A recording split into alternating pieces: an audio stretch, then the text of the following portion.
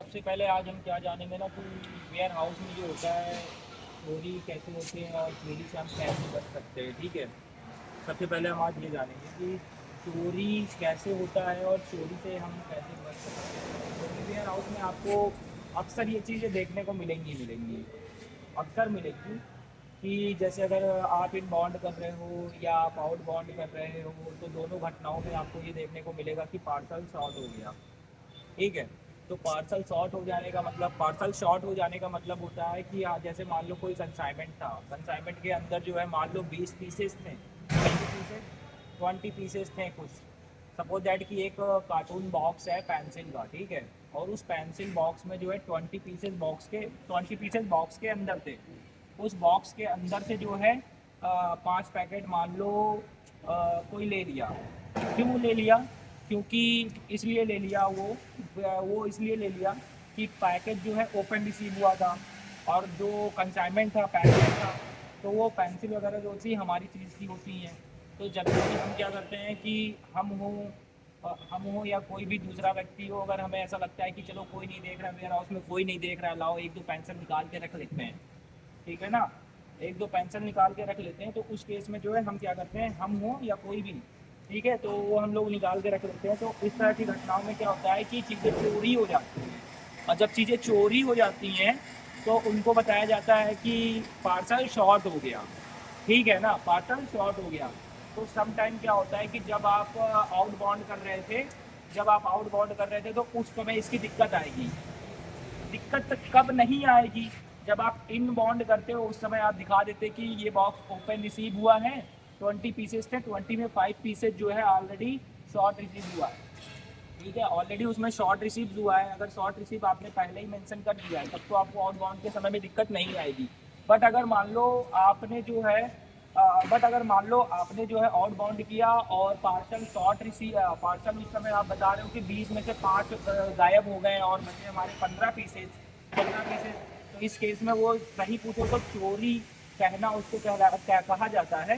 लेकिन आप उसे क्या बताते हो कि पार्सल शॉर्ट हो गया। ठीक है, पार्सल शॉर्ट कैसे होते हैं? पार्सल शॉर्ट होने के दो तीन तरीके कंडीशन हो सकते हैं।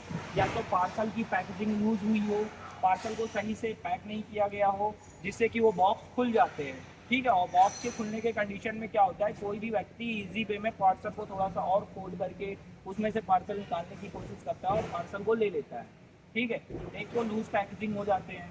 ठीक है, और कभी कभी क्या होता है कि हमें ओपन बॉक्स वाले पार्सल रिसीव होते हैं। ओपन बॉक्स का इन द सेंस क्या होता है कि जब हम कभी इन बॉन्ड करते हैं या जब कभी हम आउट बॉन्ड करते हैं तो हम क्या देखते हैं कि पार्सल का बॉक्स जो है वो खुला हुआ रहता है। ठीक है, खरोच खरोच लग के बॉक्स का फट जाना या बॉक्स का खुल जाना, लोडिंग अनलोडिंग के समय में ये सारी चीज़ें होती हैं। तो उस समय जब वो बॉक्स खुल जाता है, बॉक्स जब खुल जाता है तो पार्सल जो भी हमारे पास अंदर में रहेगा उसको हम क्या कर देखते हैं कि हमारी ज़रूरत की चीज़ है, हमने देखा कोई नहीं देख रहा है, तो हम बड़े ही चुपचाप से उसको जो है हम रख लेते हैं अपने पास में। क्योंकि हमें वेयर हाउस में ऐसा कभी नहीं करना चाहिए। क्यों नहीं करना चाहिए? क्योंकि जब आप लोडिंग करोगे और पूरा पूरा पार्सल नहीं रहेगा तो आप उसको जब भेजोगे, कल को जब पार्टी रिसीव करेगा, जिस लोकेशन पे वो पार्सल जाएगा और पार्टी रिसीव करेगा माल को, तो वो पार्सल नहीं लेगा। अक्सर कस्टमर्स क्या होते हैं कि ओपन बॉक्स को जल्दी रिसीव नहीं करते हैं। या फिर मान लो 20 का लॉट आया था, 20 पैकेज का लॉट आया था और 20 में अगर एक पैकेज भी मिस हो गया तो वो अगर अच्छा कस्टमर होगा तो 90 पैकेज रिसीव कर लेगा और आपके पीओडी पर लिख कर दे देगा कि एक पैकेज जो है शॉर्ट है वो बाद में लेंगे।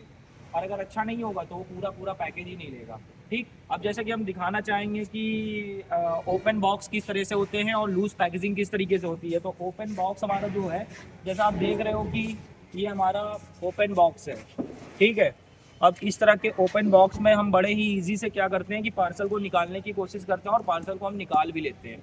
दूसरा हम आपको दिखाना चाहेंगे कि हमारा ये जो एक पार्सल पड़ा हुआ है, सपोज दैट इधर आके एक पार्सल जो हमारा ये पड़ा है। ठीक है, तो ये जो है ये ओपन बॉक्स जिसमें रिंच वगैरह रखे हुए हैं। ठीक है, इस तरह के पार्सल में रिंच वगैरह होने के चांसेस रहते हैं। सपोज दैट एक आप ये देख सकते हो कि ये भी एक ओपन बॉक्स है, गनी बंडल था और गनी बंडल खुले हुए हैं, साथ में जो इसके बॉक्स भी खुले हुए हैं। इस कंडीशन में माल इधर उधर हो जाता है, मटेरियल आपका होने के चांसेस बने हुए रहते हैं। तो ये सारी चीज़ें होती हैं वेयर हाउस के अंदर, जिससे पता चलता है कि माल कैसे खो जाता है। ठीक है, अब अगर मटेरियल खो जाता है तो इसकी जिम्मेदारी कौन लेगा? इसकी जिम्मेदारी कौन लेगा कि ये पार्सल जो है पूरा आया था या ये पार्सल कम आया था, इसकी जिम्मेदारी कौन लेगा? तो इसमें ये होता है कि जिस समय यह पार्सल उतरा था, जिसने भी इसको अनलोड कराया था, सबसे पहले उससे पूछा जाएगा। कंपनी अगर चाह गई तो इसका क्लेम आपसे लेगी। जिसने भी जिसने भी इसको जिसने जिसने भी इसको अनलोड करवाया पार्सल को, और कंपनी ने आज चाह गया कि ये हमारा इतने का लॉस हो गया। आप जिस किसी भी कंपनी में काम करते हो, तो कंपनी आप पर जो है कहेगी इस पार्सल का आप क्लेम मुझे दो। सपोज दैट की क्लेम मान लो 5,000 का है। ठीक है, तो वो आप सभी लोग अपने टीम से भर के 1005 कैंडिडेट 1000 करके जो है आप उसका क्लेम, या फिर कंपनी ने ध्यान नहीं दिया तो उसका रिस्क कंपनी लेगी। दो ही कंडीशन होती है इससे बचने के लिए। इसलिए हमें कभी भी पार्सल को लूज़ नहीं लेना चाहिए। पार्सल की पैकेजिंग टाइट रखनी चाहिए। पार्सल को कभी भी ओपन बॉक्स में नहीं रखना चाहिए, कभी भी ओपन बॉक्स नहीं होना चाहिए। ठीक है, जी। और पार्सल की काउंटिंग जब भी आप करो तो पार्सल को जब भी आप इनबाउंड करो या आउटबाउंड करो तो उसको अच्छे से गिन करके करो। ठीक है, ताकि यह सही से पता चले कि टोटल ओवरऑल हमारे पास मटेरियल कितने थे। ठीक है ना? अब जैसे मान लो ये तो हो गया आपके वेयर हाउस, ये तो हो गया मान लो आपके वेयर हाउस में होने वाली चोरियाँ। जी। लेकिन अब होता है कि व्हीकल्स में क्या क्या चोरियाँ होती हैं। व्हीकल के अंदर होने वाली जो चोरियाँ होती हैं, जो भी हमारे ट्रक आते हैं, तो वेयर हाउस के बाहर खड़े रहते हैं या हाईवे पे खड़े रहते हैं, तो उसमें भी कुछ चोरियाँ होती हैं। तो उसमें क्या चोरी होता है, जैसे मान लो एक व्हीकल है, तो बाइकल में आपने देखा कि ड्राइवर कहीं गया हुआ था, तो आपने रस्सी किसी ड्राइवर ने रख लिया, या उसका जो ऊपर का तिरपाल होता है वो किसी ड्राइवर ने रख लिया, या जो आपका चक्का होता है, व्हील जो होता है, उसको किसी ने रिंच से खोल दिया। ठीक है, ड्राइवर के एब्सेंट में ये सारी चीज़ें खोल दी जाती हैं। या फिर आप देखोगे जो फ्यूल टैंक होता है बड़ा सा, उसमें आप देखोगे कि ताला लगा हुआ होता है। कभी कभी अगर ड्राइवर कहीं चला गया, ढक्कन खुल गया, तो पाइप के माध्यम से जो है उससे निकाल डीजल या पेट्रोल भी डीजल निकाल लेते हैं।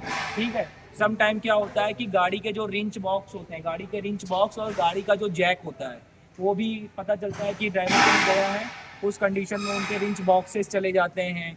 या फिर आप कह लो कि उनके जो बैटरी होती है, बैटरी अगर नई बैटरी है तो जो बैटरी होती है उसको भी वो लोग खोल लेते हैं। इस तरह से होती हैं चोरियाँ ट्रांसपोर्टेशन और लॉजिस्टिक्स के क्षेत्र में। बट गाड़ी की जो होने वाली चोरी होती है उसका जिम्मेदार ड्राइवर होता है। ठीक है, जी। और जो वेयर हाउस के अंदर होती है उसमें हम दोनों ही जिम्मेदार होते हैं। चोरी अगर हुई है तो एम्प्लॉय भी जिम्मेदार हो जाएगा, सम टाइम उससे रिकवरी ले ली जाएगी। और अगर उसका कुछ क्लेम है एम्प्लॉय को बचाने के लिए, कंपनी जो है उसका क्लेम खुद से भी बढ़ सकती है, अगर कंपनी हमारी अच्छी रही तो। ठीक है, ये पूरे जो फंडामेंटल्स हैं, ये पूरा चोरी के ऊपर था, जो हमें लगता है कि आप लोगों को काफ़ी अच्छा समझ में आया होगा। और अगर चोरी से रिलेटेड कुछ चीज़ें पूछनी हो या जाननी हो तो आप मुझे बता सकते हैं। सर जो पैकेज टूटा हुआ है मतलब डैमेज है, तो उसमें मान लीजिए कि कुछ ये पार्सल जो आपका महंगा पार्सल है, हाँ तो उसमें तो इंश्योरेंस करता होगा जो मतलब जो भेज रहा है, हाँ। तो उस केस में क्या होगा? वो इंश्योरेंस भरेगा ना, वो हमारे अकाउंट से डेबिट करेंगे? नहीं, उसमें ये देखना पड़ेगा कि पार्सल क्या चोरी हुआ है या नहीं हुआ है। ये जो आप केस बता रहे हो कि इंश्योरेंस भरेगा या नहीं भरेगा, अब चोरी के केस में इंश्योरेंस का मतलब नहीं है। अगर सपोज दैट कि एक्सीडेंटल केस हो जाता, एक्सीडेंटल केस में हम कंफर्म थे कि हमारा कंपनी देता। लेकिन जब हमें पता है कि वहाँ से माल आया है पूरे काउंटिंग के साथ, हमने रिसीव भी किया बहुत अच्छे से, अब अगर वो यहाँ कुछ हो गया तो वो तो साफ साफ पता चल रहा है कि चोरी हुई है ना, तो कंपनी क्यों क्लेम देगी? कंपनी इस पे इंश्योरेंस तो दिया नहीं जाता है। ठीक है ना, इस पे तो बस यही रहता है कि या तो टीम मिलके इसकी रिकवरी करेगी, या फिर कंपनी उस पर अगर सही है कंपनी अगर सही है तो उस पर वो क्लेम कर सकती है। लेकिन डिपेंड करता है कि मैटर कैसा हुआ है, केस कैसे हुए हैं। ये सारी चीज़ें चोरी से रिलेटेड है। अगर आपके मन में और भी कुछ क्वेश्चन हो तो आप पूछ सकते हो। ठीक है, और काफ़ी अच्छा लगा कि आप लोगों को समझ में आया होगा। इसके लिए very very thank you. Thank you.